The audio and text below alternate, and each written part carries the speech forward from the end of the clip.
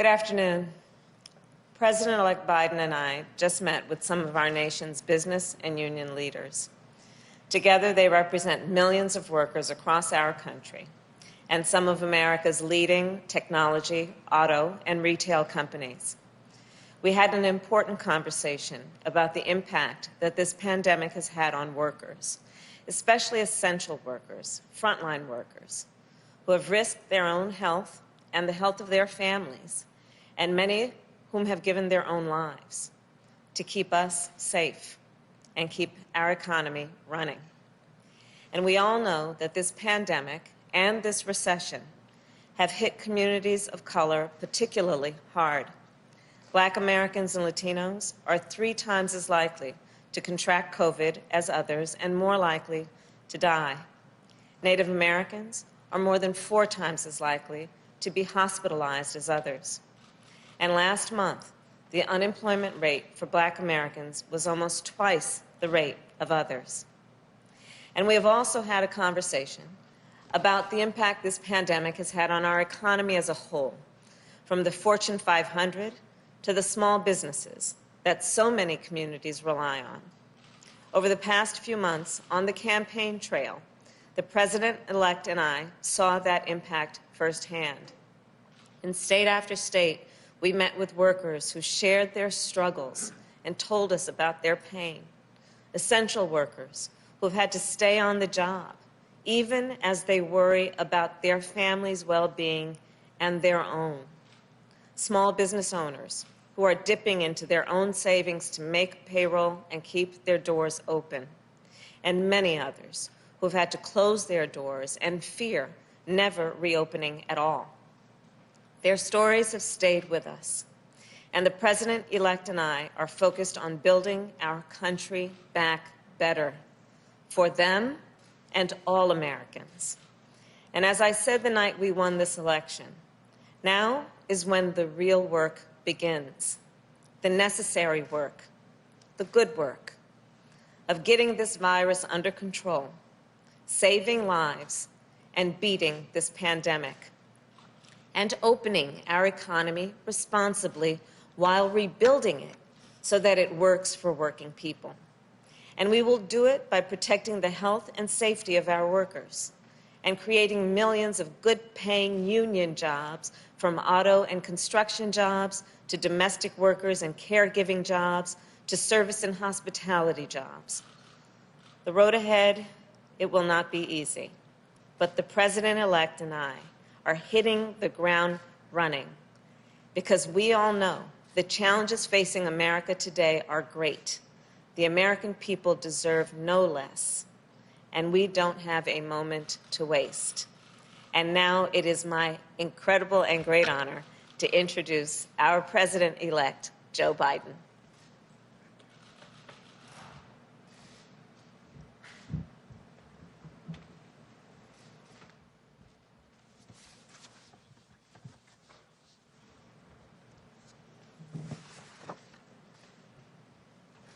Thank you very much.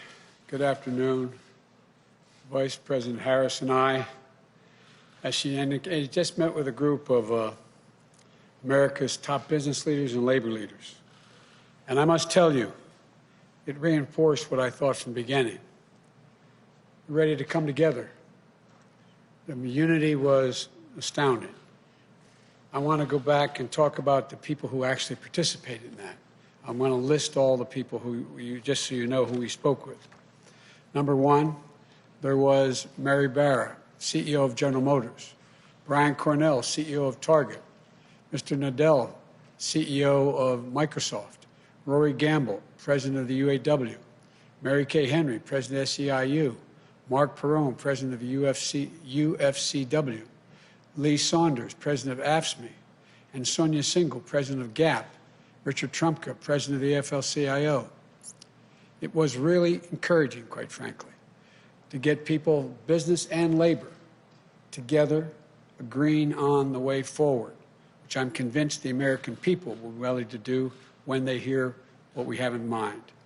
And I'm very pleased that they all came together around the same table to advance areas of common ground, and we agreed we're going to continue these conversations. They represent very different perspectives, but I'm convinced that we can all come together around the same table to advance areas of common ground, which are really, I wish you could have all heard the conversation. It was really encouraging. And that's what we were ready to discuss today. We all agreed that we want to get the economy back on track. We need our workers to be back on the job by getting the virus under control. We're going into a very dark winter. Things are going to get much tougher before they get easier. And that requires sparing no effort to fight COVID so that we can open our businesses safely, resume our lives, and put this pandemic behind us. It's going to be difficult, but it can be done. And they all agreed. That means rallying the country behind a national strategy with robust public health measures like mandatory masking, widely available testing with rapid results, scaled-up production of life-saving treatments and therapeutics, and safe, equitable, and free distribution of the vaccine. It's great news that Moderna and Pfizer have each come up with vaccines that are in excess of 90% effectiveness. And getting the vaccine and a vaccination, though, are two different things. Everyone on our call today and our Zoom today agreed that the sooner we have access to the administration's distribution plan, the sooner this transition would be smoothly moved forward. And, you know, as we battle COVID, we also make sure the business and workers have the tools, the resources, the national guidance, and health and safety standards to operate safely. And we can do that. We can bring Democrats and Republicans together, work with business and labor to deliver those necessary resources. And for millions of Americans who've lost hours and wages or have lost their jobs, we all agreed on our call that we can deliver immediate relief and a need be done quickly. Affordable health care for millions of people who have lost it or are in danger of losing it. Child care, sick leave, family leave, so workers don't have to choose between work and family. Corporate America agreed on this today, the folks on the call.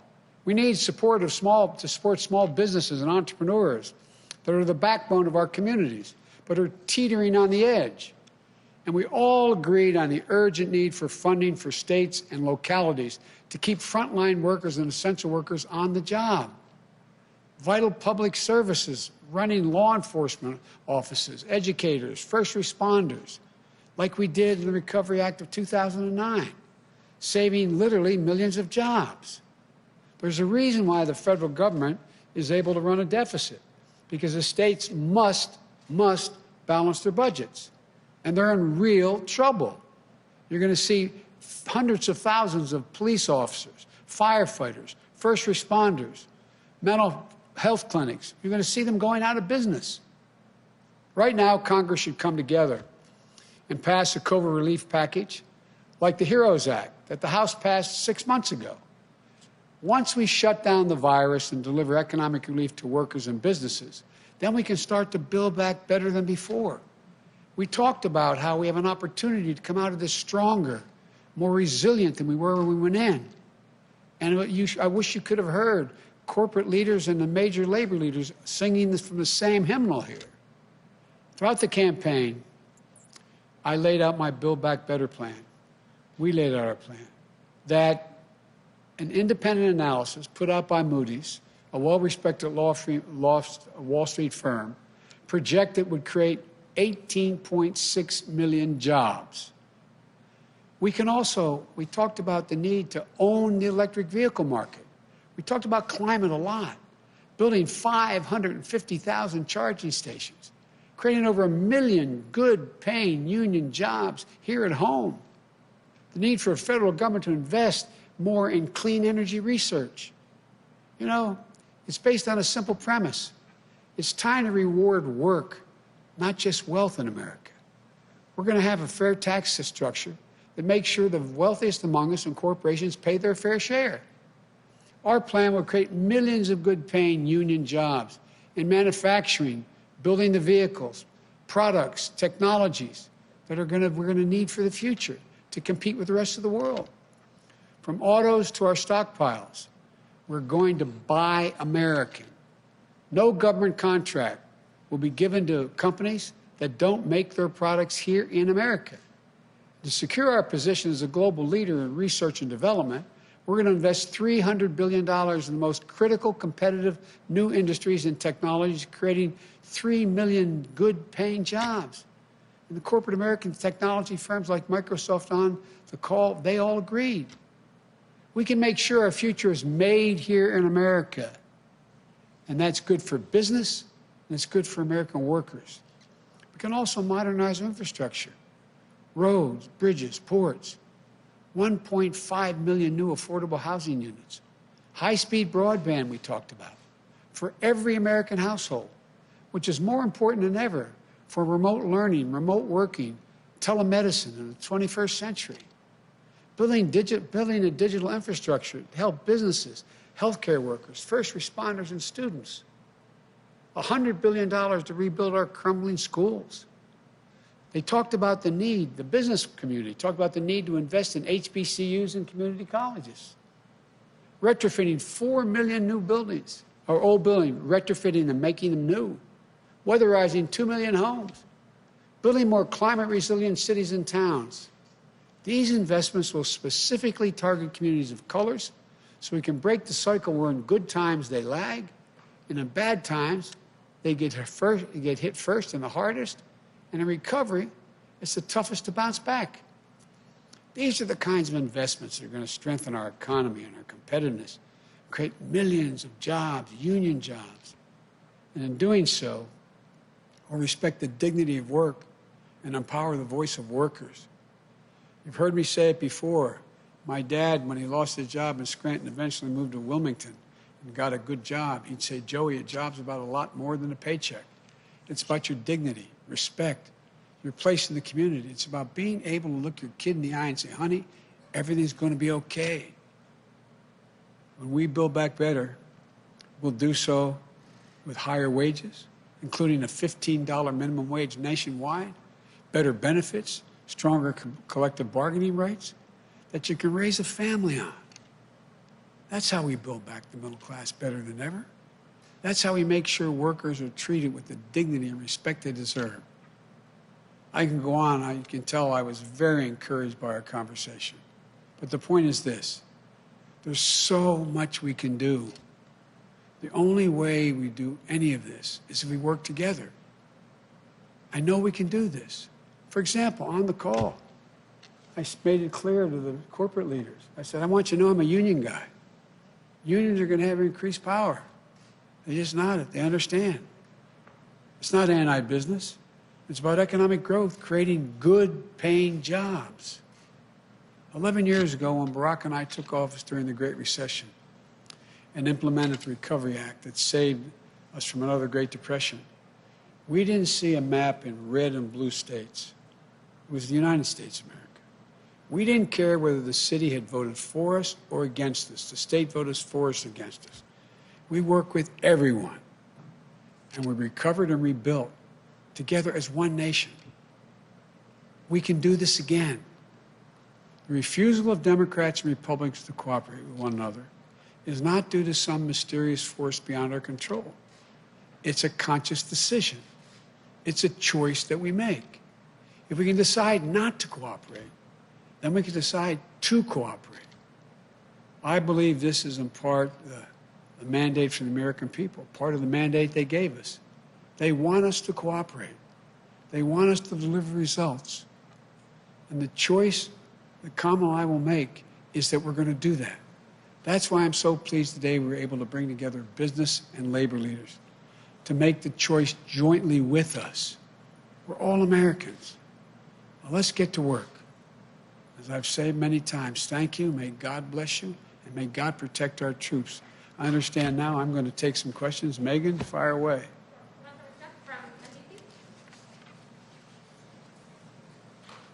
Thank you, President-elect Biden, Vice President-elect Look in the wrong Harris. direction, sorry. Good to see you. I want to start with a question about your pandemic planning and then a question about your economic plan. You spoke about the need to access the outgoing administration's COVID vaccine distribution plans.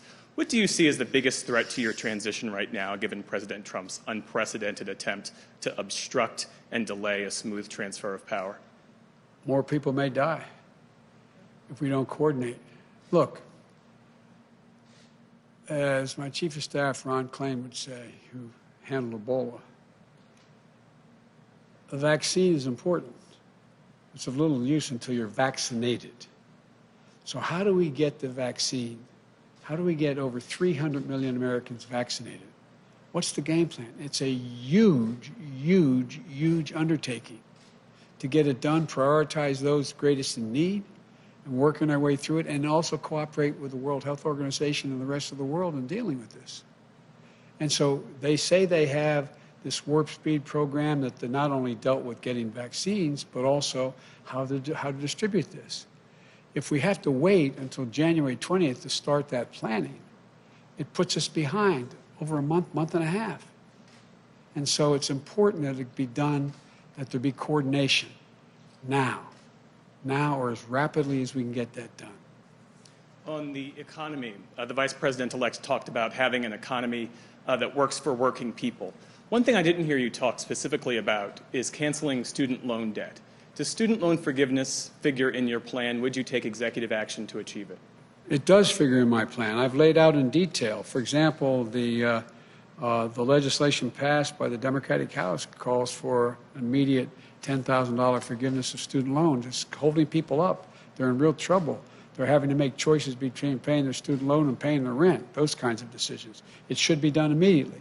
In addition to that, as you know, I think that everything from community college straight through to doubling Pell Grants to making sure that we have access, free education for anyone making under $125,000 for 4 years of college. And there is a program that exists now under the law that forgives student loans for being able to engaging in public service. I'm going to institute that fundamental change in that so it's able to be available to everyone that in fact is engaged. It's not being very well managed right now. So I'm going to do all of those things. Thank you.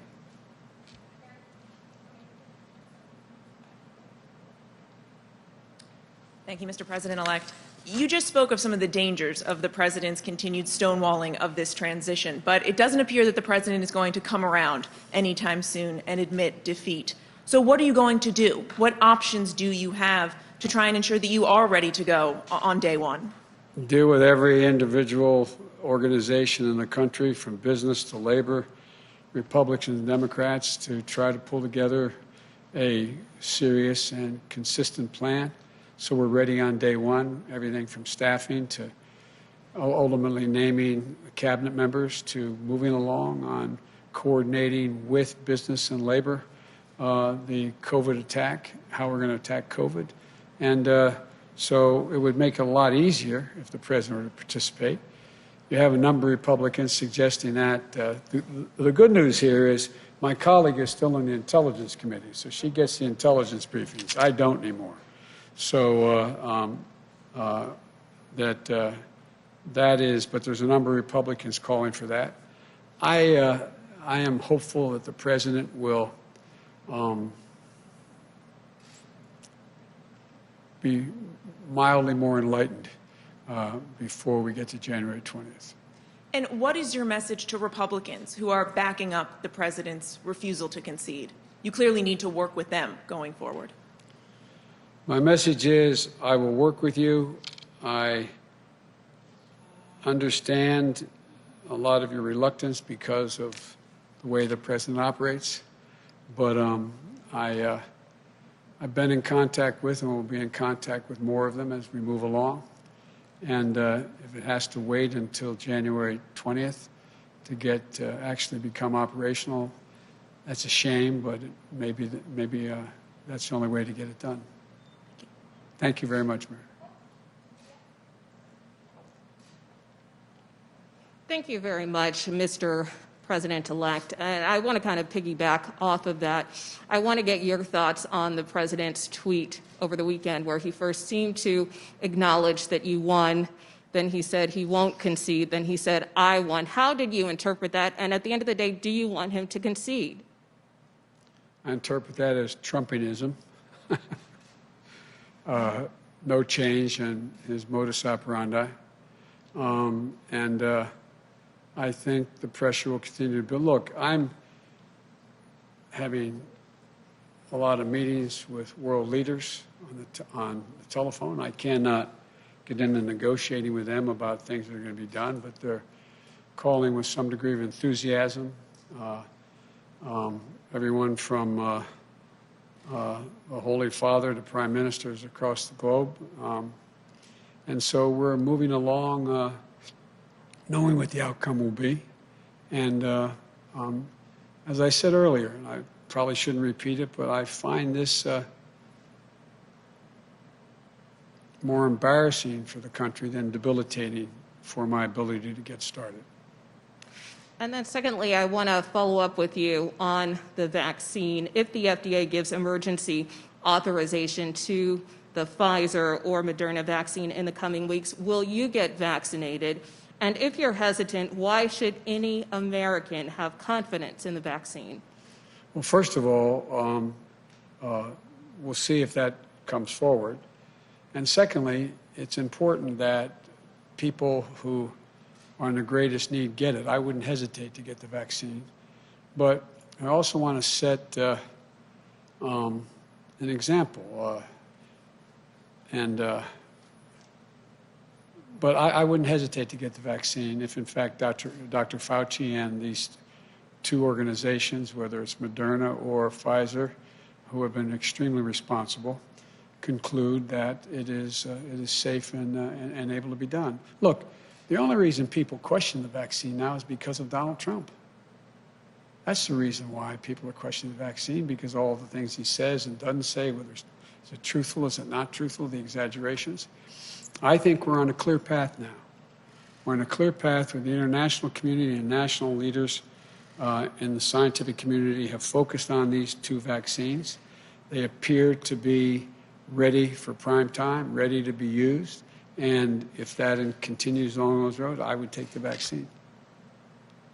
Thank you.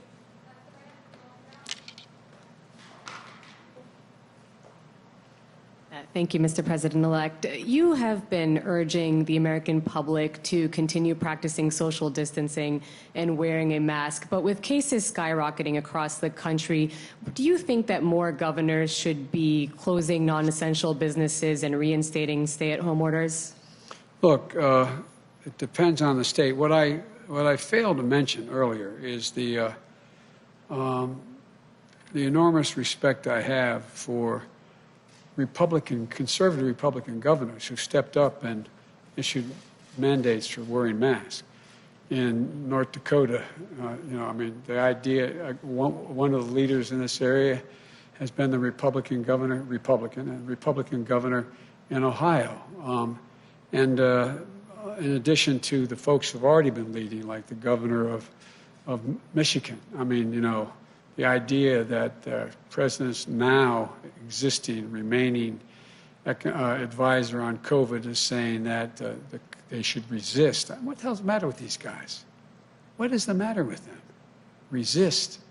Every major individual of any consequence in the health field is saying we can save 100,000 lives just between now and January 21st by wearing these masks. It's going to take a while for the vaccine to be able to be available, distributed, and get to people. We're talking about 350 to 400,000 people dying. What are they doing? It's totally irresponsible. Irresponsible. And so I compliment the governors who stepped forward, who have been stepping forward, but also the Republican governors who stepped forward. I left out the governor of Utah, very conservative state, governor of North Dakota, and all the Democratic governors have been doing it all along. I just ask a rhetorical question. Do you guys understand this? Does anybody understand why a governor would turn this into a political statement? It's about patriotism. It's about being patriotic. It's about saving lives, for real. This is not hyperbole. It's about being patriotic. And I think you're seeing more and more as this god-awful virus continues to spread almost unabated, that that governors are stepping up. And just following up on that, especially with many states reporting new highs in terms of the daily number of cases and a lot of public health officials sounding the alarm over the holidays, what is your message to people who are considering, for example, getting together with their families and others for Thanksgiving? Would you urge people to reconsider their plans? Well, here's what I do. Let me tell you what the health experts have said to me. And it's not because I'm unique and president-elect, it's because of my family. They strongly urge that if, in fact, we're going to have Thanksgiving with anyone, that we limit it to a maximum. They suggest 5 people, maximum 10 people, socially distanced wearing masks, and people who have quarantined. So Jill and I spent this morning, like many of you, trying to figure out what are we going to do for Thanksgiving? How are we going to do it? And we've narrowed down which family members and that they were tested, recently tested within 24 hours. And so I would strongly urge, for the sake, not just your sake, for the sake of your children, your mother, your father, your sisters, your brothers, whoever you get together for Thanksgiving, think about this. There should be no group more than 10 people in one room. Inside the homes. That's what they're telling me. They're telling me they're, making sure that that's the case. And I have the more potent mask behind this one. I took it off when I came out here. I wear it inside this. That to be masked. It saves lives. And so, look, I just want to make sure that we're able to be together next Thanksgiving. Next Christmas. I mean, it is an international crisis. It's an international health crisis. And the idea, we're at war with the virus. And it is, we're at war, for real. And all kidding aside, I hope all of you, I've watched you all seem to wear masks all the time when you're, and the group that follows me, that is here, follows me, that is assigned to Delaware with me, seem to do that. I strongly urge you to do it. There's nothing macho about not wearing a mask. Thank you.